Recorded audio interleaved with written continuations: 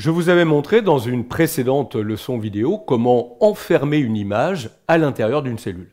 Voyons maintenant comment insérer une image par-dessus des cellules, ce qui vous permettra de placer cette image où bon vous semble dans la feuille de calcul. Il vous suffit d'aller dans le menu Insertion, choisir Image, puis Image sur les cellules. Vous pouvez récupérer cette image à partir de votre machine locale, l'importer à partir du disque dur de votre ordinateur.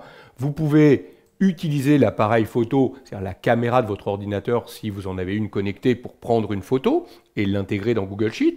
S'il s'agit de votre smartphone ou d'une tablette, là vous utiliserez l'appareil photo directement de votre appareil pour intégrer cette image. Vous pourriez récupérer l'image à partir d'une page web. Il suffirait de coller ici l'adresse URL, l'adresse web de l'image, et vous pourriez donc récupérer directement cette image sur le site web. Vous pourriez utiliser Google Photos. Si vous avez un compte Google Photos, vous pourriez récupérer une image dans vos galeries de photos. Vous pouvez récupérer une image dans votre espace Google Drive. Et bien sûr, vous pourriez utiliser le moteur de recherche Google Images pour, à partir d'un mot-clé, retrouver une image se trouvant sur n'importe quel site web. Moi, je vais importer l'image à partir de ma machine locale. Je vais récupérer le logo ici de Google Sheet. Je l'ai au format JPEG, au format PNG. Je vais prendre le format PNG. Vous connaissez la principale différence entre le format JPEG et le format PNG. Le format PNG gère la transparence. Donc vous voyez ici, je vois à travers mon image les cellules qui sont en dessous. Alors que si j'avais pris une image JPEG, j'aurais un fond totalement opaque, un fond blanc, donc je ne pourrais pas voir par transparence les cellules. Je vais réduire la taille de mon image. Alors vous avez vu, pour réduire la taille, je prends soin de prendre une poignée qui se trouve bien à une extrémité dans un coin pour bien garder les proportions de mon image. Je peux ensuite, avec ma petite main ici, en étant au milieu de l'image, déplacer l'image où je le veux sur la feuille de calcul. Je vais insérer une autre image. Insertion, image, image sur les cellules. Je vais pouvoir lui demander cette fois-ci de récupérer l'image dans mon Google Drive. Je vais prendre le logo Alter Campus. Voilà, je réduis la taille de l'image. Regardez, je vais également replacer cette image. Vous avez vu, quand on déplace l'image, on a un guide qui vous permet de voir que vous êtes par exemple là aligné sur la hauteur de l'autre image Google Sheet ou ici au centre, ce qui peut être très pratique évidemment pour placer votre image.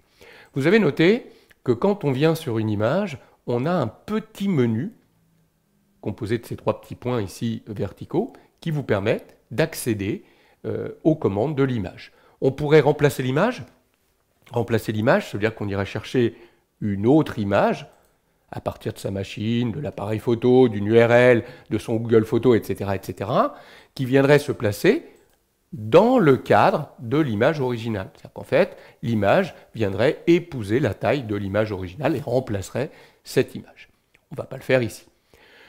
La commande supprimer l'image parle d'elle-même. Cela vous permettra d'effacer l'image de votre feuille de calcul. Assigner le script pourrait être intéressant si vous vouliez, par exemple, déclencher un script Google quand vous venez cliquer sur l'image.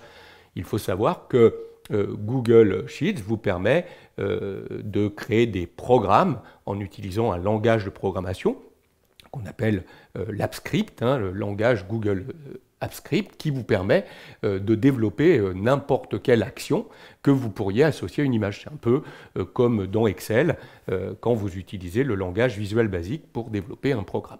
Alors, nous ne traiterons pas dans ce parcours vidéo la création de scripts Google, mais sachez qu'il est tout à fait possible d'associer un script à une image par cette commande.